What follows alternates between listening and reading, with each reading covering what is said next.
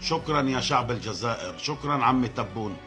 السلام عليكم خوتي، مرحبا بكم في فيديو جديد. خوتنا رانا ولينا بعد حظر كبير على القناة لأننا نشرنا فيديوهات تناصر بعض القضايا وسينيالاونا.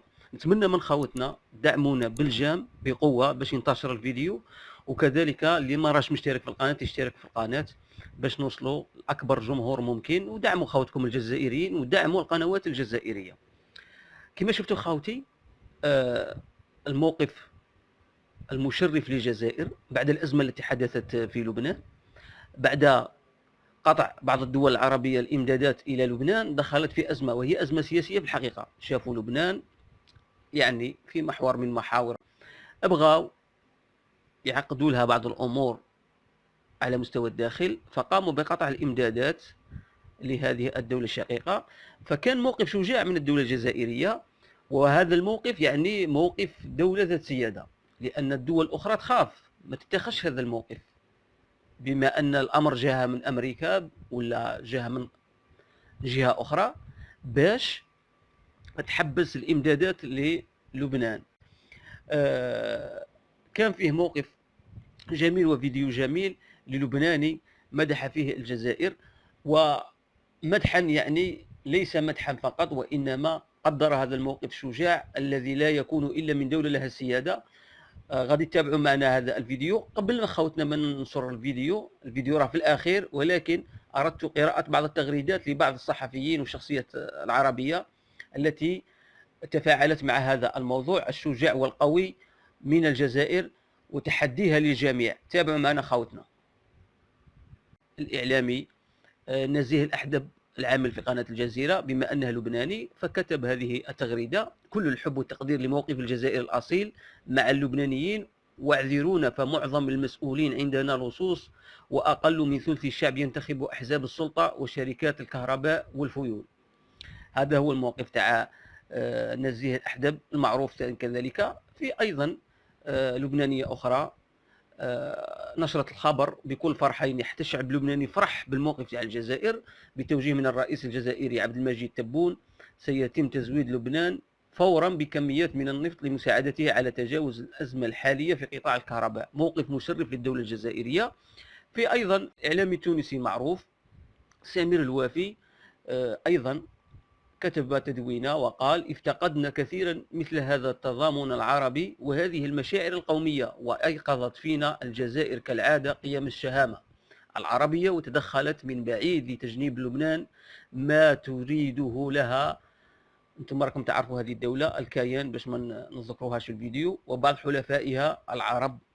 أيضا في تغريدة أخرى من وزير الخارجية أو وزير الخارجية التونسي الأسبق، قال: قرار تاريخي يحسب للجزائر، مهما اختلفت معها ففي الشدائد تمتحن معادن الرجال والنساء وتختبر الدول.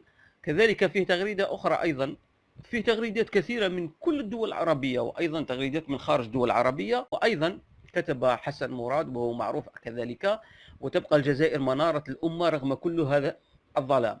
مليون شكر وتحية لبلد المليون شهيد الذي لم يقف متفرجا تاركا لبنان يغرق بالعتمة نتيجة إهمال مسؤوليه. حمى الله الجزائر الشقيقة وشعبها الحبيب نصيرا للبنان وفلسطين، وأدام بلادهم منارة يشع نورها في رحاب الأمة. تحية الجزائر.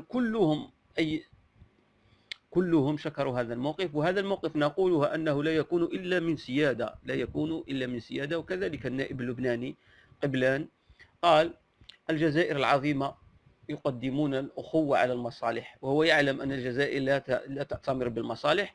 وأعجبني كذلك هذا الفيديو، تابعوه للبناني قال كلمة طيبة في الجزائر، وهو لبناني معروف بشهامته كذلك. فأكملوا الفيديو إلى الأخير، وما تنسوش خوتنا الجام بقوة والبارتاج بقوة لهذا الفيديو لكي يصل الجميع، وباش دعموا ثاني القناة. وغادي نولي لكم إن شاء الله في فيديوهات أخرى بالكلام بالدارجة باش يفهمونا كاع الإخوان المتابعين لهذه القناة. السلام عليكم. قبل 5 دقائق نزلت فيديو بعده موجود على الصفحة من أجل بلدي لبنان والحصار من الإدارة الأمريكية، وبعض المطبعين حاصروا بلدي لبنان، ومن أجل هذا السبب انقطعت الكهرباء تماما. لأنه منعوا دخول المواد البترولية إلى لبنان اللي بتشغل محطات الكهرباء بالبترول، قطعوها. بعت لي شاب صديقي خبر، قال لي الجزائر دعمت لبنان بالبترول. أنا أول شي بحثت عن الخبر، مع كل حبي واحترامي للجزائر، طبعا الجزائر تاج عراسي، ولكن ما بحب نزل خبر غير ما يكون في مصداقية. بحثت على الصحف وسألت بلبنان. شكرا يا شعب الجزائر، شكرا عمي تبون. طلعت بالفعل أمر عمي تبون في الوقت العاجل، أسرع وقت، دعم لبنان بالبترول من أجل إعادة تشغيل الكهرباء. والله شكرا لكم، هذه وسمة شرف لإلنا، وألف شكر ومحبة لأهلنا بالجزائر الذي افتكرونا رغم أنف الحاقدين. العالم كله عم بتحصرنا بلبنان، والجزائر كسرت القاعدة، دعمت لبنان من أجل إعادة الكهرباء. شكرا يا جزائر، تحياتي لكم.